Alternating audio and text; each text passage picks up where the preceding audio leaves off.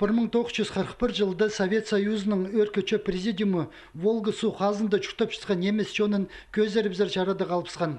Олардың өлгөлөр Германиядагы ыржыларны пос арызында часыршалыртып пороланар. Бу сылтыгының 1,2 миллион кызыны табыранжа Сибирьзер паза Казахстанзар көзөрүпскенер. Сонун оларга Украинадагы паза Кавказдагы немецтер козулганар. Хакас Ширинзер ызылганырны пистің чон хыйетпен. Сидик тустыр болза да халгын Испайның үлескен.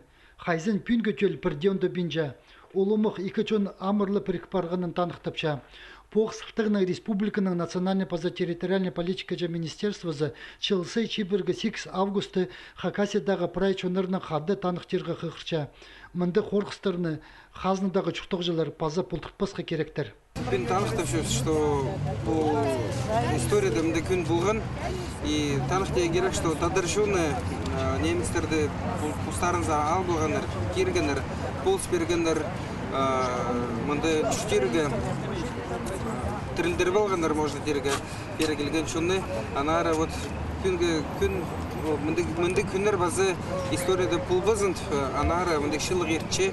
Ағбынды пухомзынсты күні Чибіргін жихати Генрих Батыстың адының немецтерінің культуры күні танықтапша, митингке чылысқан чон, қыстырып өрен кізлеріні сақысқа керіп, хумырқы тасқа чақайықтыр салған, че оларының саны чылдың чылға асқына қыла қалып отырча.